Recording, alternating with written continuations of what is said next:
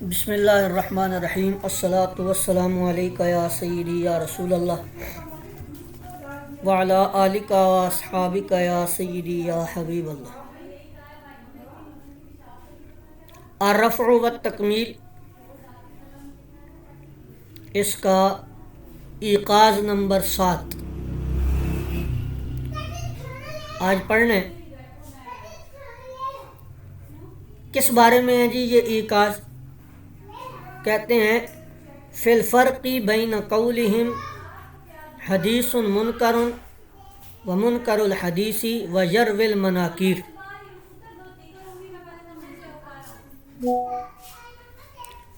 کہ محدثین کے قول حدیث منکر و منکر الحدیث و یروی المناکیر، ان کے درمیان فرق کے بارے میں یہ ایقاظ انہوں نے ترتیب دیا ہے۔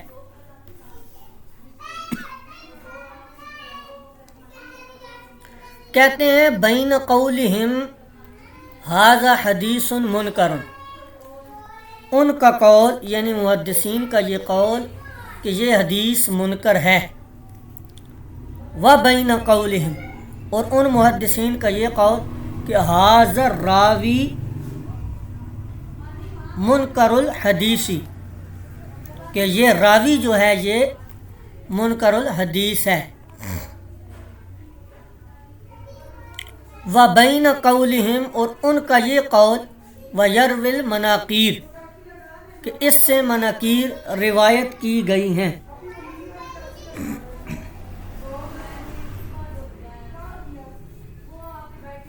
فرق اس میں کیا ہے؟ فرق ہے۔ یہاں سے یہ عبارت غائب ہے، یہ اپنے پاس نوٹ کر لیں۔ یہ عبارت ہے وَمَن يَطَّلَعَ عَلَيْهِ ضَلَّ وَأَضَلَّ وَابْتُلِيَ بِالْغَرْقِ، اور جو اس پر مطلع نہیں، کس پر مطلع نہیں؟ یہ جو تین اصطلاحات ہیں، حدیث منکر و منکر الحدیث و یروی المناکیر، ان تین اصطلاحات کے فرق پر جو مطلع نہیں وہ پھسل جاتا ہے اور گمراہ ہوتا ہے اور غرق ہو جاتا ہے۔ کہتے ہیں وَلَا تَظُنَّنَا مِن قَوْلِهِمْ،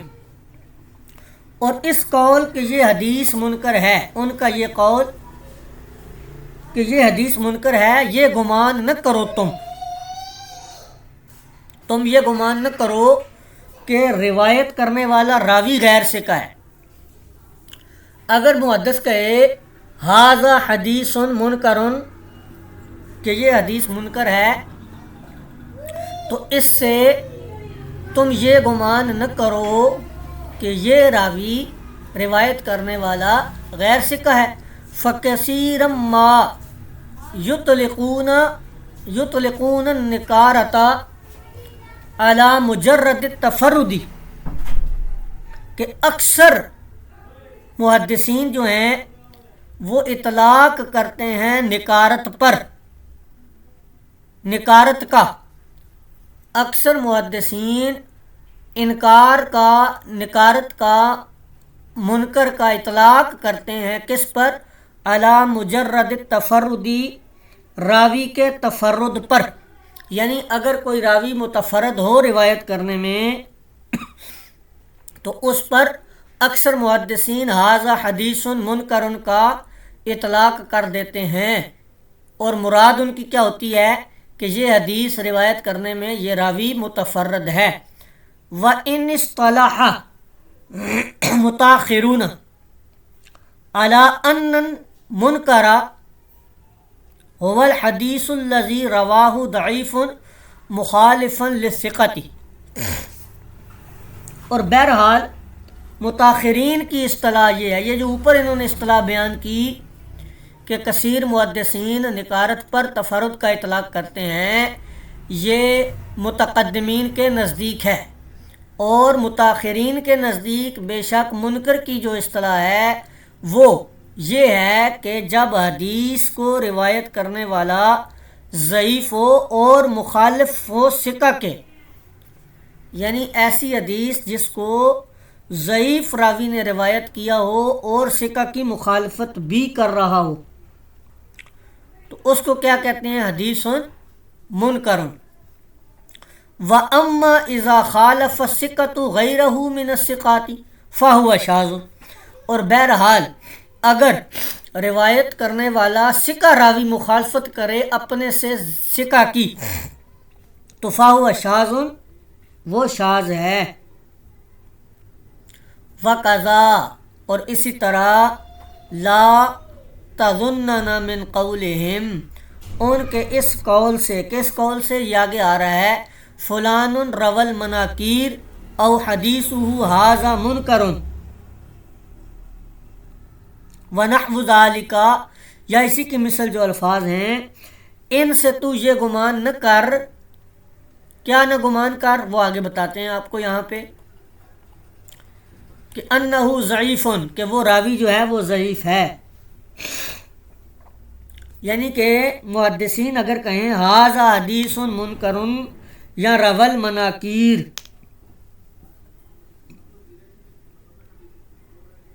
تو اس سے راوی کا ضعیف ہونا لازم نہیں آتا۔ وجہ کیا ہے؟ کیوں نہیں آتا جی ضعیف ہونا لازم؟ تو کہتے ہیں کہ دراصل متقدمین ائمہ جو تھے ان میں سے اکثر کا یہ طریقہ کار تھا کہ وہ تفرد ثقہ پر نکارت کا اطلاق کر دیتے تھے۔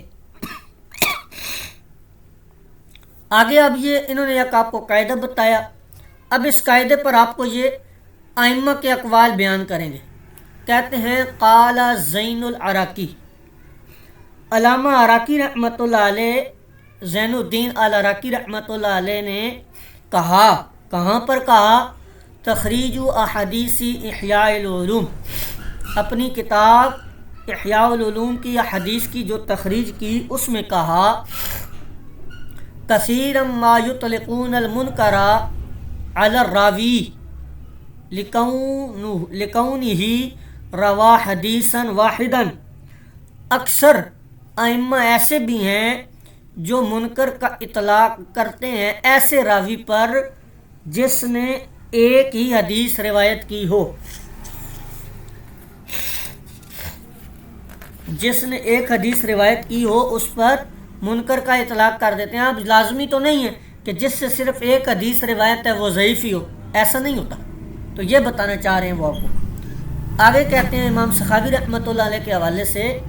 علامہ سخاوی رحمۃ اللہ علیہ نے فتح المغیث کے اندر ارشاد فرمایا، یہ علامہ سخاوی رحمۃ اللہ علیہ کی کتاب ہے فتح المغیث، اس میں ارشاد فرمایا، آپ لکھتے ہیں وقد یطلق ذالک علی الثقۃ، اور کبھی کبھار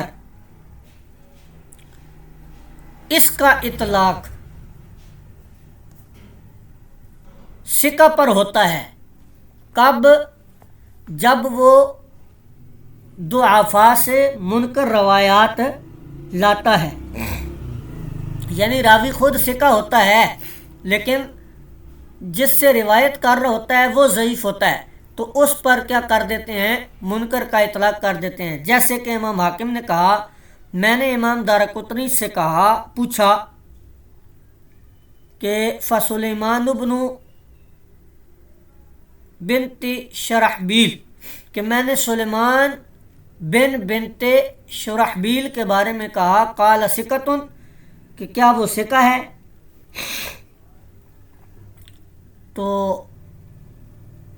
انہوں نے کہا کہ قال ثقۃ، وہ ثقہ ہے۔ قلت، میں نے کہا الیس عندہ منکیر، کیا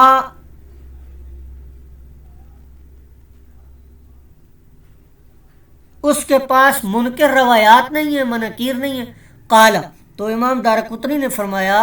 یحدث بها عن قوم ضعفاء اما هو فثقۃ، کہ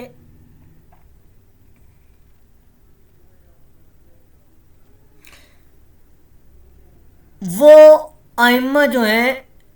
وہ حدیث کو روایت کرتے ہیں ایک ایسی قوم سے جو خود ضعیف ہے، بہرحال وہ خود جو ہوتے ہیں وہ کیا ہوتے ہیں؟ ثقہ ہوتے ہیں۔ اسی طرح آگے علامہ ذہبی رحمۃ اللہ علیہ کے حوالے سے انہوں نے بیان کیا ہے میزان الاعتدال میں عبداللہ بن معاویہ الزبیری کا جو ترجمہ ہے، یعنی یہاں پر اس راوی پر آپ نے احوال لکھے ہیں اس راوی کے، وہاں پر لکھا قولہم منکر الحدیث، کہ اس کے بارے میں یہ جو راوی ہے عبداللہ بن معاویہ الزبیری، اس کے بارے میں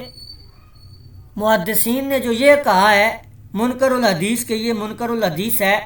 لا یعنون بہ ان کل ما رواہ منکر، تو اس کا یہ معنی نہیں ہے کہ اس کی تمام کی تمام روایات جو ہیں وہ منکر ہیں، بل اذا روى الرجل جملتاً،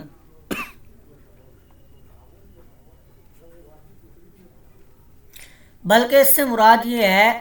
کہ جب یہ راوی احادیث کو روایت کرے اس میں سے کوئی ایک آدھا جملہ جو ہے وہ منکر ہوتا ہے، وبعض ذلك منکیر، اور اس کا کچھ حصہ جو ہے وہ منکر ہوتا ہے، فهو منکر الحدیث، تو اس پر منکر الحدیث کا اطلاق کر دیتے ہیں۔ وقال ایضا فی ترجمت، اسی طرح احمد بن عطاب المروزی کے ترجمہ میں لکھا ہے اسی کتاب میں میزان الاعتدال میں کہ قال احمد بن سعید بن معدان، احمد بن سعید بن معدان نے کہا کہ یہ جو احمد بن عطاب ہے شیخ صالح، یہ صالح شیخ ہے، رول فضائل والمناکیر، اس نے فضائل اور مناکیر روایت کی ہیں۔ قلت، اب یہ علامہ ذہبی کہتے ہیں قلت، میں یہ کہتا ہوں ما کل من روى المناکیر یضعف، کہ اس راوی نے احمد بن عطاب المروزی نے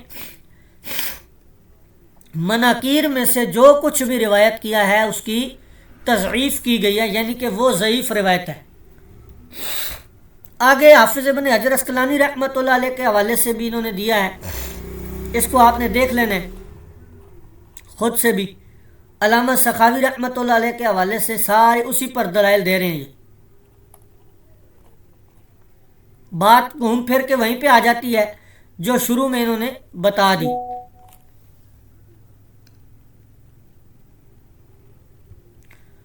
اب یہاں پر یہ دیکھیں فَإِن قِيلَ سے،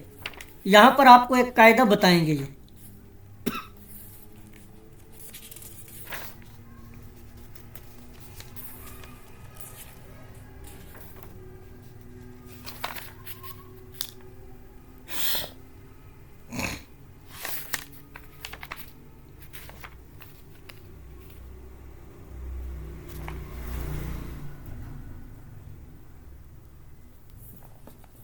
جی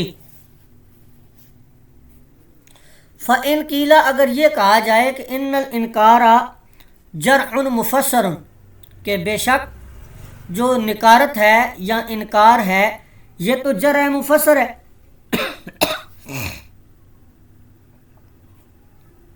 کما صرح بہ الحفاظ، جیسا کہ حفاظ نے اس کی تصریح بھی کی ہے کہ منکر الحدیث یا لہو منکیر یہ جرح مفسر ہے، تو اجیبہ، میں یہ جواب دیتا ہوں، میرا جواب یہ ہے کہ بِأَنَّ منکر الحدیث، کہ بے شک منکر الحدیث کا جو معنی ہے کما سمعتا، جیسا کہ تو نے سنا، وہ یہ ہے کہ ضعیف خالف الثقہ، کہ ضعیف جو ہے وہ ثقہ کے مخالف ہے، والاسباب الحاملۃ للائمۃ علی الجرح متفاوتۃ، کہ بہرحال جو اسباب جرح ہیں وہ ائمہ جرح و تعدیل کے جو حامل ائمہ ہیں وہ ان کے درمیان مختلف ہیں. منہا ما یقدح و منہا ما لا یقدح، کہ جن میں سے کچھ سے جرح وارد ہوتی ہے اور کچھ سے جرح وارد نہیں ہوتی. فربما ضعف بشیء لا یراہ الآخر جرحا، تو بعض اوقات ایسا ہوتا ہے، ایسی چیز ہوتی ہے جو نظر آتی ہے کسی دوسرے کو اور دوسرے کو نظر آتی ہے لیکن ایک کو نظر نہیں آتی، تو وہ جرح کر دیتا ہے. اسی کے ساتھ قطع نظر اس سے کہ وہ کثرت سے مخالفت کر رہا ہو نکارت کی، کیونکہ جو نکارت ہے وہ نقصان نہیں دیتی مگر اس وقت جب ثقات کے ساتھ کثرت سے مخالفت کرے تو.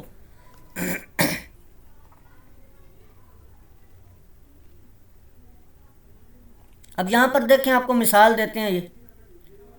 کہ انہی میں سے یہ مثال بھی ہے کہ جس نے عبد الرحمن بن الواسطی راوی حدیث ہیں جو وضع الیدین تحت السرہ، ناف کے نیچے ہاتھ باندھنے کی حدیث کے راوی ہیں، المخرجی فی سنن ابی داؤد، جس کی تخریج امام ابو داؤد نے اپنی سنن میں کی ہے. بے شک انہوں نے ضعیف کہا ہے ان کو بعض مواضع میں ثقات کی مخالفت کی وجہ سے، اور وتفرد فی بعض ہر بالروایات وہو لا یضر،